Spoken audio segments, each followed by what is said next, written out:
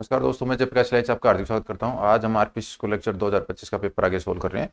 तो question number 21 को देखते हैं। इक्वेशन ऑफ द एसिम्पटोट्स अनस्पर्शिक समीकरण लिखनी है of the conic L upon R 1 plus E cos theta. Condition दे रखी है ग्रेटर देन 1।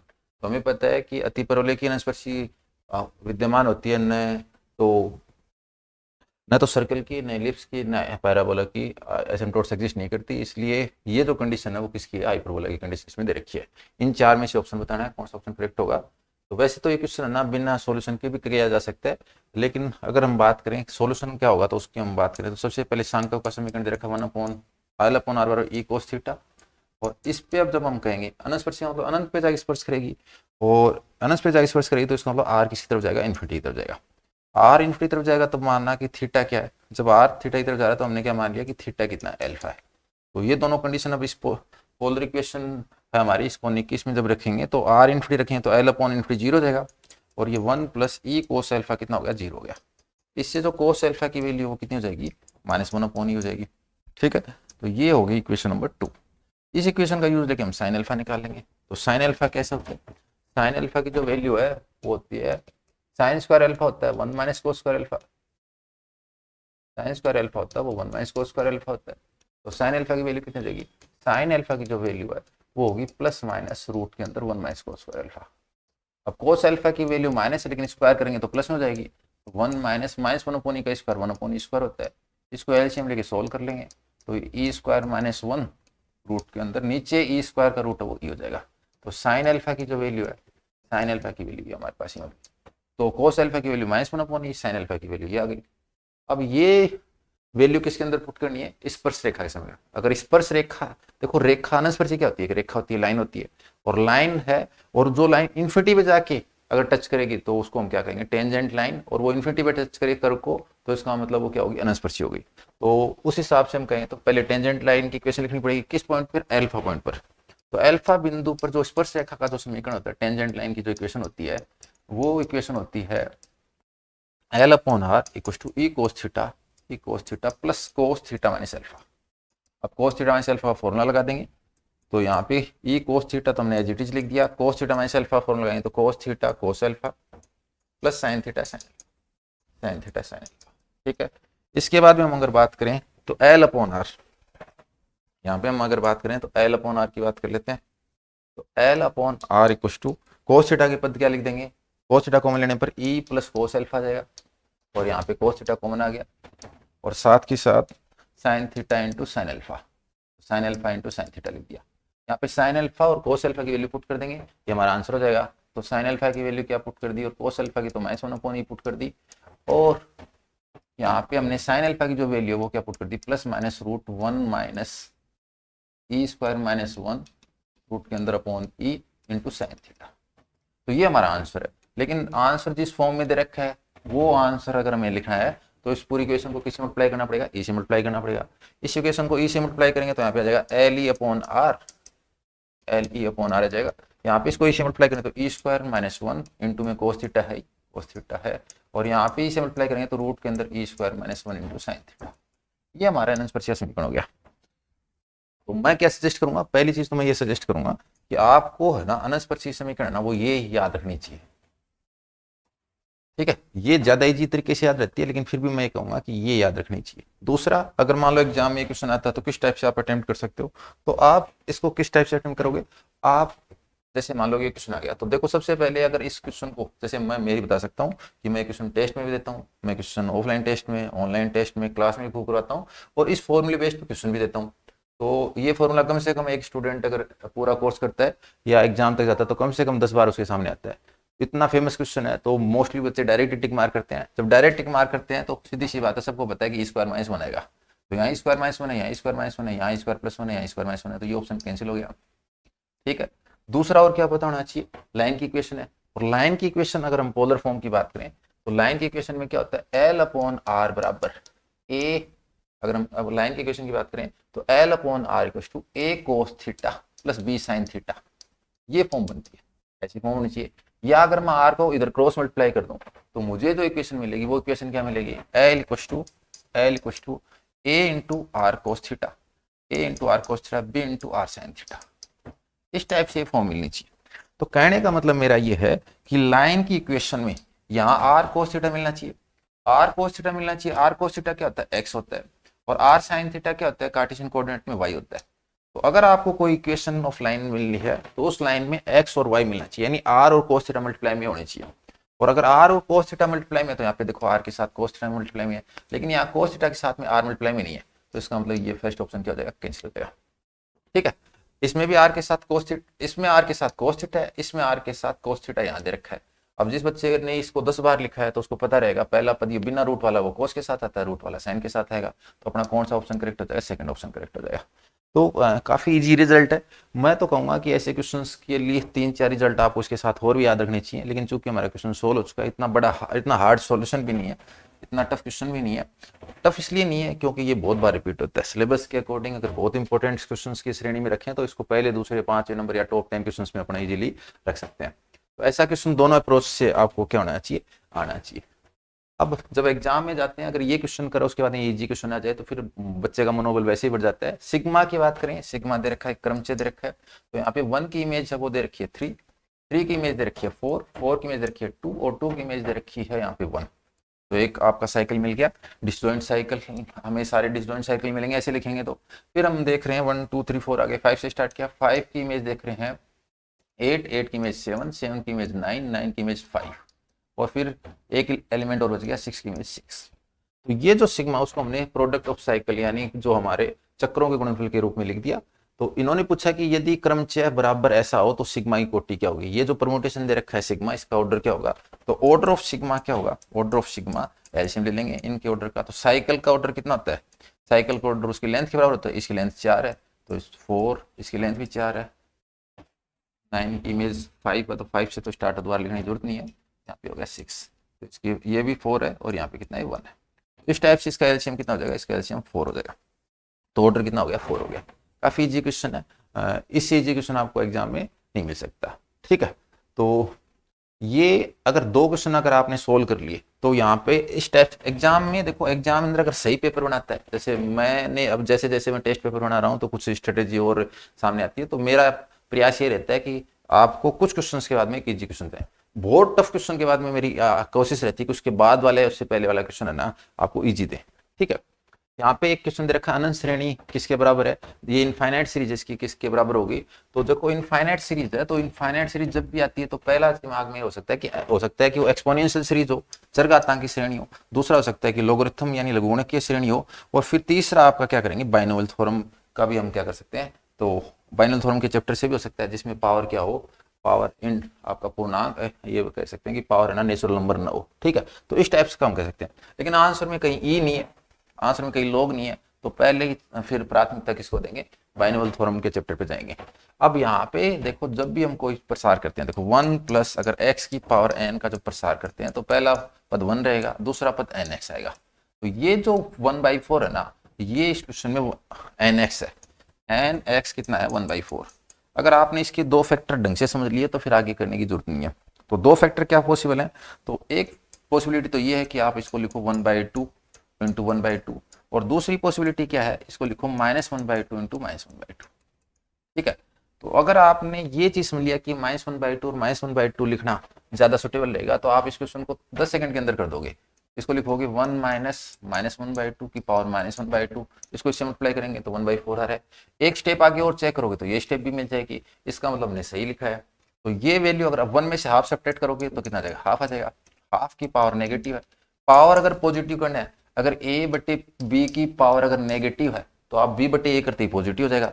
तो 1/2 को 2/1 करते ही पावर नेगेटिव से क्या हो जाएगी, पॉजिटिव हो जाएगी।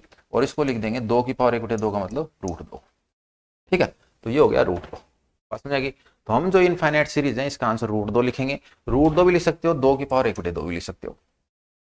अब मान लो कोई एग्जाम में चला गया और उसको ये फॉर्मूला समझ नहीं आया तो तुक्का भी मारना पड़ सकता है। तो मैं तो यही कहूंगा कि अगर ये 1/4 अगर आपको आ रहा है, अगर 1/4 आ गया तो 1/4 में 1/2 और 1/2 के ऑप्शन बन रहे हैं, या -1/2 -1/2 के बन रहे हैं, इसमें कहीं से 3 नहीं आ रहा। तो 3 नहीं आ रहा तो जिसमें भी ये 3 अगर दिख रहा है तो उसके आने के चांस कम हो गए। तुक्का की बात करें, हो सकता है कि ऐसे सही ऑप्शन भी कट जाए।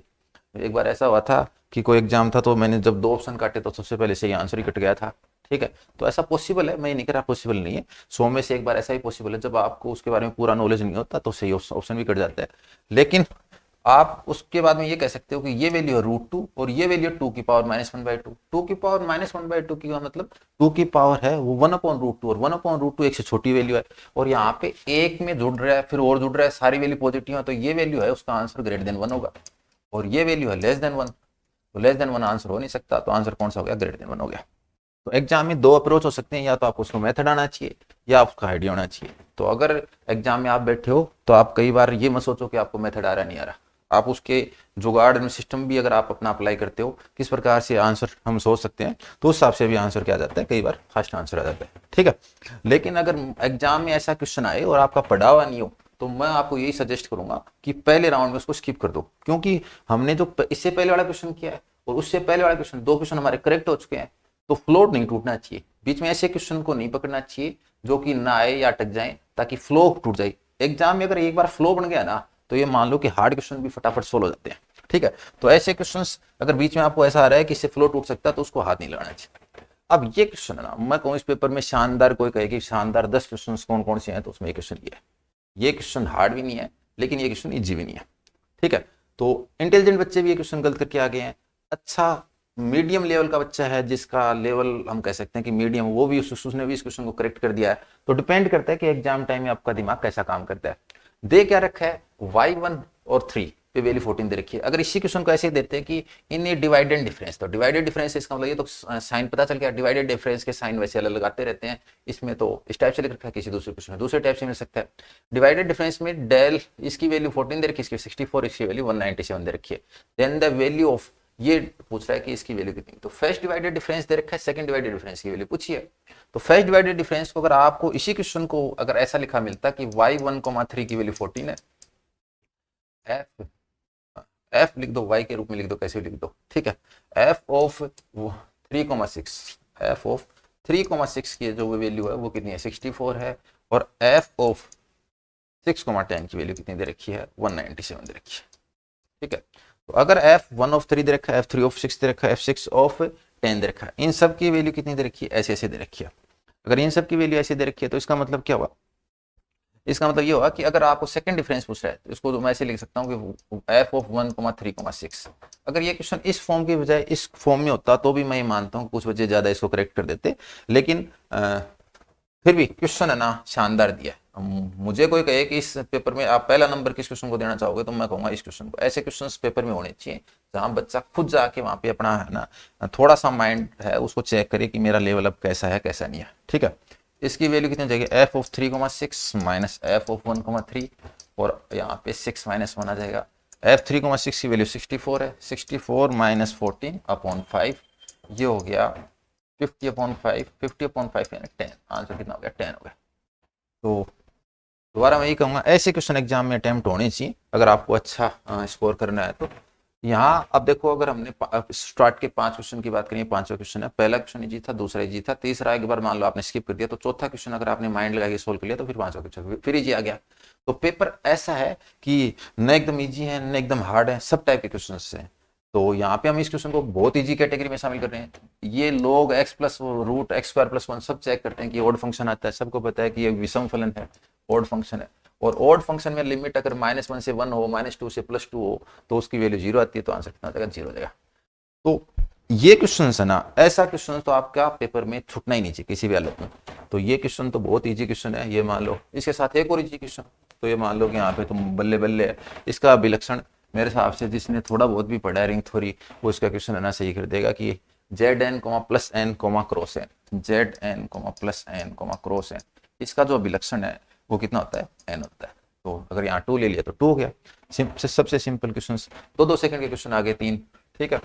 अब ये क्वेश्चन है, एक त्रिविम निर्देशांक निकाय के लिए x1 वक्र की अनुदिश इकाई स्पर्श त्रिज्या घटक है। तो x के पावर x1 बोल दो, इसकी अनुदिश इकाई, तो x1 लिया है तो इसकी अनुदिश इकाई है, उसका आंसर ये होगा। अब ये देखो, मैंने जो ये टेस्ट सीरीज स्टार्ट किए उनमें मैंने क्या फील किया है, जैसे ये क्वेश्चन मेरे पास भी था, लेकिन मैंने टेस्ट नहीं दिया, क्यों, क्योंकि सोल्यूशन थोड़ा लेंदी था, लेकिन ये क्वेश्चन एग्जाम में आने लायक है, और दिया तो मैं अच्छा मानता हूँ। पेपर वास्तव में शानदार बना है। ठीक है। तो हम भी आगे से कुछ ना कुछ चेंज और करेंगे टेस्ट सीरीज में, जो जो हमारे अनुभव हैं उनके साथ और नया कुछ ऐड करेंगे, ताकि है ना किस टाइप से बच्चों को अधिकतम फायदा मिले। ठीक है, अब ये एक क्वेश्चन और आ गया। ये क्वेश्चन भी मैं ये कहूंगा, जैसे पिछला वाला क्वेश्चन हो सकता है कि जिसको रिजल्ट याद है उसने कर दिया होगा, लेकिन यहाँ ये क्वेश्चन है, यहाँ पे ये क्वेश्चन 90% से ऊपर बच्चों के अप्रोच में है। जो बच्चा गोला पढ़ के गया उसको ये क्वेश्चन उसने जरूर देखा होगा, प्रीवियस ईयर क्वेश्चन में काफी बार आ चुका, मैंने भी एग्जाम दिए, मेरे भी एग्जाम में आया क्वेश्चन है। ठीक है, अब एग्जाम में किस टाइप से कर सकते हैं, दो टाइप से कर सकते हैं। देखो मैं हमेशा ही कहता हूँ कि एक बेसिक मेथड आना जरूरी है, दूसरा आपको शॉर्ट ट्रिक बताना जरूरी है। तो बेसिक मेथड का मतलब क्या है कि आप उस क्वेश्चन को एग्जाम में अटेम्प्ट कर सको बेसिक मेथड से। शॉर्ट ट्रिक क्यों आना जरूरी है, कई बार क्या है कि अगर क्वेश्चन 2 मिनट का और आपने उसको 2 सेकंड में कर दिया, तो फिर ना आपके जो कॉन्फिडेंस है वो ऑटोमेटिक हाई हो जाता है। मैंने बहुत इंटेलिजेंट स्टूडेंट देखे हैं, उनके 2 क्वेश्चन नहीं होते तो वो मोरल उनका डाउन हो जाता है, सिर्फ 2 क्वेश्चन के कारण। अगर मान लो उनमें एक क्वेश्चन ये हो गया और उसका मोरल डाउन हो गया तो पूरा पेपर खत्म। फिर उस बच्चे को मैं कह सकता हूँ कि ये पेपर, इसको कोई भी पेपर दे दो ये पेपर क्लियर कर देगा, लेकिन उसको खुद को कॉन्फिडेंस नहीं है। तो ऐसे मैंने बहुत से स्टूडेंट देखे, तो कॉन्फिडेंस अगर आपको हाई चाहिए तो इसलिए ऐसे टाइप के क्वेश्चन है ना आपको डायरेक्ट टिक मार्क करने ही पड़ेंगे। ठीक है, तो यहाँ हम क्या कॉन्सेप्ट लगाना चाह रहे हैं, यहाँ ये कॉन्सेप्ट लगाना चाह रहे हैं कि एक चर समतल। ठीक है, इस क्वेश्चन में हम कह रहे हैं एक चर समतल। तो ये एक ऐसा क्वेश्चन है जो समतल है लेकिन आंसर समतल नहीं आएगा। जैसे अपन इसी पेपर में एक क्वेश्चन और भी आया था, इसमें एब्स्ट्रैक्ट अलजेब्रा के पेपर में, जो कि खुद नॉर्मल सब ग्रुप नहीं है लेकिन वो उसका नॉर्मल सब ग्रुप है। ठीक है, एच और एन का क्वेश्चन आया था, उसमें भी डिस्कशन। वैसा ही इस क्वेश्चन को भी आपको लैंग्वेज से याद रखना है कि ये जो समतल है ये चर समतल है, लेकिन इसका आंसर समतल नहीं है। इसका आंसर समतल नहीं है तो ये समतल है, ये समतल है, तो आंसर पॉसिबल नहीं है। ये दो बच गए। अब मैं तो क्लास में ये भी पूछता हूँ कि बताओ ये किसकी समीकरण है, तो अब आपसे भी पूछ रहा हूँ कि ये किसकी समीकरण है। आप अगर ये कमेंट बॉक्स में सही लिख दोगे ये किसकी समीकरण है, तो फिर इसका मतलब आपको मैथमेटिक्स है। अब सही नहीं लिखोगे लेकिन आपको इसका उत्तर आता है, तो इसका मतलब आपसे बढ़िया मैथमेटिक्स किसी को नहीं आती। ठीक है, तो मेरा टारगेट बस इसलिए है कि आपको ये याद रहे कि ये जो क्वेश्चन है समतल है, तो इसका आंसर क्या नहीं आएगा, समतल नहीं आएगा। फिर अगर ये आपसे एक बार और पूछ लिया जाए कि किसका समीकरण है, तो आपके जब दिमाग के घोड़े दौड़ने बंद हो जाएंगे, तब आपको लगेगा कि वास्तव में इसका आंसर वो होगा जो कि समतल नहीं है। ठीक है, अब यहाँ पे बस थोड़ा सा अंतर, इसमें 2 है और इसमें इसमें 1 है। तो जब हम सोल्व करते हैं और उस टाइम केंद्र निकालते हैं तो बटे में 2 आते हैं, और वो 2 लास्ट में सोल्व करके आंसर में प्रेजेंट हो जाते हैं। तो ये क्वेश्चन इजीली याद रह जाता है। ठीक है, तो आंसर क्या होगा इसका, a बटे एक्स प्लस बी बटे वाई प्लस सी बटे जेड इक्वल टू 2। मोस्टली बच्चों ने इसी मेथड से किया होगा, लेकिन फिर भी एग्जाम में किस टाइप से करने का तरीका है उसको हम और डिस्कस कर लेते हैं। तो माना समतल का समीकरण वो क्या है, एक्स बटे, अब एबीसी क्वेश्चन में दे रखा है तो एक्स अपॉन ए तो ले नहीं सकते, तो मान लिया कि x upon p plus y upon q और प्लस जेड अपॉन आर समतल का समीकरण। ये जो समतल ना ये किस पॉइंट से पास हो रहा है, ये ए कोमा बी कोमा सी से पास हो रहा है। अगर इससे पास हो रहा है तो कितना हो जाएगा, इससे पास हो रहा है तो आप कहोगे कि ए बटे पी आ जाएगा प्लस बी बटे क्यू आ जाएगा प्लस सी बटे आर इक्वल टू 1। ये क्वेश्चन 2 हो गई। अब आपको एक गोला लिखना है, उस गोला है वो इस समतल, अच्छा ये समतल एक्स एक्स को अगर ए बिंदु पे काटेगा, एक्स एक्स पे जो ए बिंदु पे इंटरसेप्ट काटेगा, उस पॉइंट के कोऑर्डिनेट होंगे ए के पी कोमा 0 कोमा 0 और एक्स इंटरसेप्ट हो जाएगा पी। ऐसे ही वाई इंटरसेप्ट इसका क्यू है, तो बी बिंदु के निर्देशांक है वो इतने हो जाएंगे, और जेड एक्स पे काटा गया अंतखंड जो जेड इंटरसेप्ट है वो आर होगा, तो 0,0,आर। इस टाइप से एक्स इंटरसेप्ट वाई इंटरसेप्ट और जेड इंटरसेप्ट आपको तीनों क्या हो जाएंगे, प्राप्त हो जाएंगे। ठीक है, चलो ऐसा कर लिया। अब हम क्या करना चाह रहे हैं, इससे हम गोले का समीकरण लिखेंगे, उससे केंद्र लिखेंगे। तो गोले का समीकरण भी मोस्टली बच्चे लिख चुके, इससे जो गोले का समीकरण लिखते हैं वो एक्स स्क्वायर। मैं अपने हर लेक्चर में ऑनलाइन हो चाहे ऑफलाइन हो सबको मैं क्या मोस्टली शायद सभी डायरेक्ट ही बताते होंगे। अगर कोई इसको डायरेक्ट नहीं बताता तो उसका मतलब उसका थोड़ा बेसिक क्या है, कमजोर है, ऐसा कह सकते हैं। तो बेसिक या तो स्टूडेंट का कमजोर है जिसको याद नहीं है, और या टीचर का कमजोर है कि इस रिजल्ट को आपको डायरेक्ट, अब वहाँ पे अगर एग्जाम में सोल्व करके ऐसे डायरेक्ट नहीं लिख के करोगे तो फिर दिक्कत ही दिक्कत है। इसका हम केंद्र ज्ञात करेंगे, इसका सेंटर ज्ञात करेंगे। तो इसका केंद्र ज्ञात करेंगे, सेंटर ज्ञात करेंगे। तो सेंटर है, केंद्र है वो कितना हो जाएगा, p/2 q/2 और r/2। और इसका हमें बिंदु पर लिखना है, लोकस लिखना है, तो इसको हमने अपनी तरफ से क्या मान लिया, f, g, h मान लिया। इससे p q r की वैल्यू आ जाएगी, p/2f आएगा, p/2f आएगा तो p बराबर कितना देगा, p बराबर 2f आ जाएगा। ठीक है, q बराबर कितना देगा, q बराबर 2g आ जाएगा, r p बराबर 2f आ जाएगा, p q का बराबर कितना आ जाएगा, q बराबर 2g आ जाएगा, और r बराबर 2h आ जाएगा। ठीक है, तो p का मान तो 2f है, q का मान 2g है, r का मान क्या है 2h। इस टाइप से हमने इसको लिख दिया। ठीक है, p का मान 2f है, q का मान 2g, r का मान कितना है 2h। अब हम क्या करना चाह रहे हैं, केंद्र का बिंदु पद लिख रहे हैं, तो p की जगह सबसे पहले समतल के समीकरण में p की जगह 2f रख देंगे, q की जगह 2g रख देंगे और r की जगह 2h रख देंगे, बराबर 1 आ गया। इससे जो समीकरण है वो a बटे एफ है प्लस b बटे जी है प्लस c बटे h है बराबर 2 है। ठीक है, और अगर आपको केंद्र का बिंदु पद लिखना है तो सेंटर का जो लोकस है, इसका जो बिंदु पद है वो कितना होगा, उसमें हम एफ जी एच की जगह क्या रख देंगे, एफ जी एच की एक्स वाई जेड रख देंगे। ठीक है, तो ये हो जाएगा a बटे एक्स प्लस बी बटे वाई प्लस सी बटे जेड अपॉन ये अपॉन जेड कुछ, ये अपना आंसर आ जाएगा। ठीक है, तो क्वेश्चन में समतल दे रखा है लेकिन आंसर समतल नहीं है, थोड़ा इस टाइप से इसको क्या करना है याद रखना। अब सदिश समष्टि V3R, आपके पास वेक्टर स्पेस दे रखा है, 3 डायमेंशन में दे रखा है और R दे रखा है, नहीं उसके एलिमेंट हैं वो रियल नंबर लेने हैं, where R is the field of real numbers, consider the following statements. क्या क्या स्टेटमेंट दे रखे हैं, पहला दे रखा है कि ये जो W1 है वो इसकी सबस्पेस है, उपस्पष्टि है, W2 भी इसकी सबस्पेस है और W3 भी क्या दे रखा है, सबस्पेस। तीनों को दे रखा है सबस्पेस है और आपको बताना है which of the above statements are true, इनमें से कौन कौन से स्टेटमेंट है वो ट्रू है, वो आपको बताना है। तो यहाँ पे देखो, जब भी आप हम एक रिजल्ट पढ़ते हैं कि Q ओवर R कभी भी क्या नहीं होता, वेक्टर स्पेस नहीं होता। ठीक है, तो ऐसे अगर आप एंट्री क्या लोगे, अगर एंट्री Q से लोगे, ये जो वैल्यू है वो रेशनल नंबर लोगे और ओवर R चेक करोगे तो आप देखोगे कि ये भी सबस्पेस नहीं होगा, तो ये सबस्पेस नहीं है तो ये वाला तो सबस्पेस होगा नहीं। अब ये इजी क्वेश्चन है और ये क्वेश्चन है, ये हमें पता ही है कि सबस्पेस होगा। और यहाँ ये क्वेश्चन तो देखो एग्जामिनर ने पेपर में दूसरी जगह भी दे रखा है, उसने ये पूछा है कि डायमेंशन, इसकी डायमेंशन कितनी होगी। इसी पेपर में क्वेश्चन पूछा गया, उसने पूछा है कि a, इस टाइप से सेट बना के उसकी डायमेंशन पूछी है, वहां पर इसके डायमेंशन निकाल के आ जाते हैं और यहाँ हमें इसका पता नहीं है कि ये अगर डायमेंशन है तो समष्टि है, अगर उपसमष्टि पहले एक समष्टि होती है तभी तो उपसमष्टि कहलाती है। तो ये तो क्वेश्चन में ही प्रेजेंट है, अगर आपने पेपर ढंग से रीड किया है तो ये 1 डायमेंशन इसकी बीमा कितनी, 1 है, 1 डायमेंशन की क्या है, ये सबस्पेस है। ठीक है, तो ये भी सबस्पेस है और ये भी सबस्पेस है, लेकिन ये सबस्पेस नहीं है। ठीक है, तो इजी क्वेश्चन है, ऐसा क्वेश्चन है, इसमें मैं सारी प्रॉपर्टी प्रूफ करके नहीं बताना चाह रहा, बस हम ये कह सकते हैं कि जब आप x, y, z को अगर किसी इरेशनल नंबर से मल्टीप्लाई करोगे तो ये जो वैल्यू आएंगी वो √2 इंटू एक्स, √2 इंटू वाई और √2 इंटू जेड, इस टाइप से मिलेगा। और ये जो वैल्यू है किसका एलिमेंट नहीं है, W2 का एलिमेंट नहीं है, और ये W2 का एलिमेंट नहीं है तो प्रॉपर्टी फेल होने के कारण ये क्या होगा, सबस्पेस नहीं होगा। ठीक है, तो इस टाइप से इजी क्वेश्चन है। सबसे अगर कोई टॉप 10 क्वेश्चन या 20 क्वेश्चन में कौन सा क्वेश्चन शामिल करोगे तो मैं इसको भी शामिल करूंगा। ठीक है, तो इन 10 क्वेश्चनों में 2 शानदार क्वेश्चंस हैं जो कि मेरे फेवरेट हैं, ये कह सकते हो आप। तो इस क्वेश्चंस में इन इससे 21 से 30 तक का जो भी आप हमने जो क्वेश्चन सोल्व कर रहे हैं, ये शानदार पेपर का पैटर्न है, ये पैटर्न हर एग्जाम में आना चाहिए। ठीक है, तो एग्जामिनर अगर इस पैटर्न को फॉलो करता है तो इसका मतलब उसको काफी अच्छा नॉलेज है कि पेपर किस टाइप से देना चाहिए, किस टाइप के क्वेश्चन आना चाहिए। अब यहाँ पे सफलिंग के कारण भी हो सकता है कि ऐसा आ गया हो, लेकिन इस क्वेश्चन में 21 से 30 तक शानदार क्वेश्चन है। यहाँ हम क्या करना चाह रहे हैं, हमारे पास दे रखा है x की पावर 8 प्लस 4। देखो क्वेश्चन को ढंग से रीड करेंगे तो x की पावर 8 प्लस 4 दे रखा है, नीचे आपको डिनोमीटर में दे रखा है x की power 4 minus 2x square plus 2। क्या क्या दे रखा है इस क्वेश्चन में, इसका स्क्वायर करेंगे तो ये आएगा, इसका स्क्वायर करेंगे तो ये आएगा। ठीक है, क्या क्या दे रखा है, इसका स्क्वायर करेंगे तो अगर x की पावर 4 का स्क्वायर करें तो x की पावर 8 आएगा, 2 का स्क्वायर करेंगे तो कितना आ जाएगा, 4 आ जाएगा। इस टाइप से इसका स्क्वायर दे रखा है।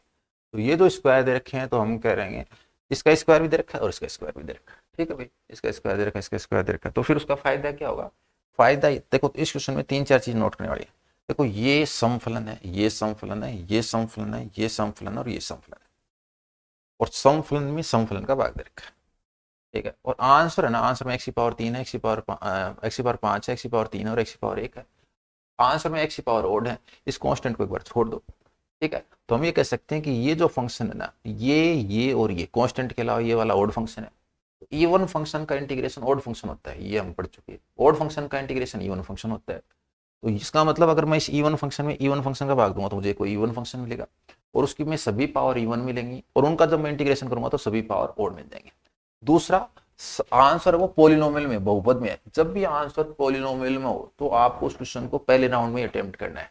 अगर क्वेश्चन में आंसर में पॉलिनोमियल प्रेजेंट नहीं है, बहुपद विद्यमान नहीं है, तो आप दूसरे राउंड में जा सकते हो और पहले राउंड में करना है। अब जिस बच्चे ने एग्जाम में उसका चाहे पहले न देखे, उसने इसमें भाग दे दिया, तो उसको पहले राउंड में कर देगा। दूसरे राउंड में हो सकता है कि उस क्वेश्चन को टच करे ना टच करे, पहुंचे ना पहुंचे, पता ही नहीं चले।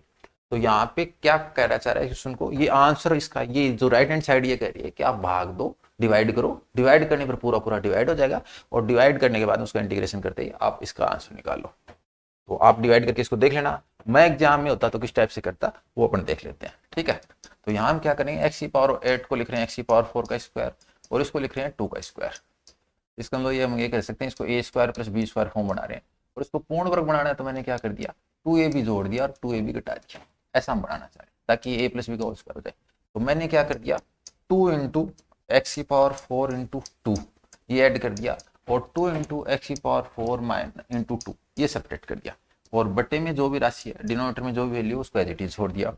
आगे हम सोल्व करेंगे तो क्या होगा, एक्स की पावर 4 प्लस 2 का होल स्क्वायर माइनस, और यहाँ इसको लिख दिया 2x स्क्वायर का होल स्क्वायर, और नीचे वाली राशि है जो डिनोमिनेटर की उसको दोबारा एज इट इज लिख दिया, ठीक है।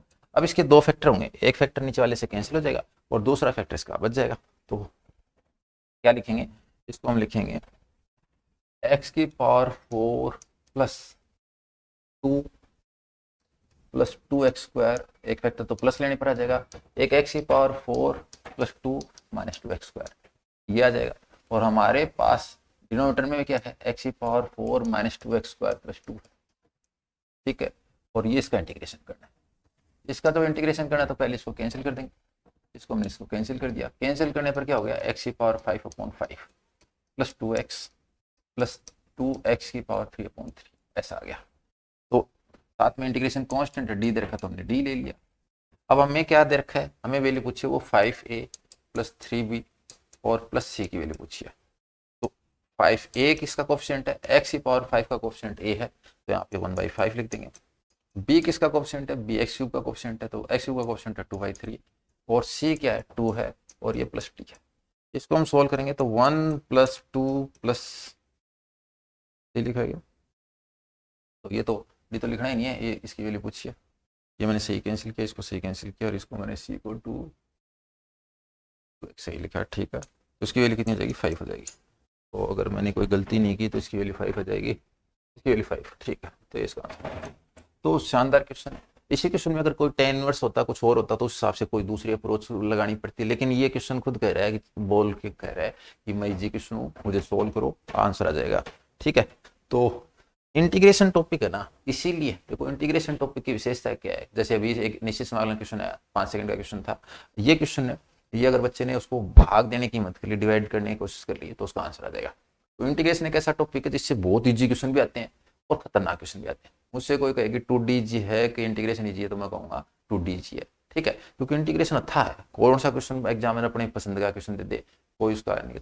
अगर आपको ये क्वेश्चन, जैसे मैं ये कहूँ कि अब तो जैसे हर टीचर है वो क्या करेगा, आपको इसमें क्वेश्चन एग्जाम में मिलेगा, लेकिन इससे पहले, इस एग्जाम से पहले अगर किसी टेस्ट सीरीज में या कहीं पे क्वेश्चन था क्या, मेरे हिसाब से नहीं था, और था तो अच्छी बात है, बढ़िया बात है। लेकिन यहाँ पे टीचर की अप्रोच की जरूरत नहीं है, यहाँ पे स्टूडेंट की अप्रोच की जरूरत है यहाँ पे, ठीक है। इंटीग्रेशन के 10,000 क्वेश्चन मिल जाएंगे, टीचर 10,000 क्वेश्चन करा ही नहीं सकता, वहाँ पे बच्चे को पता है कि इसमें डिवाइड करके इसको सोल्व करना है, अच्छा हो जाएगा। जिसमें हिम्मत नहीं है वो पहले राउंड में हाथ मत लगाओ, पहले राउंड में ऐसे क्वेश्चन के हाथ मत लगाओ। धन्यवाद, आगे इस सीरीज को हम कंटिन्यू रखेंगे।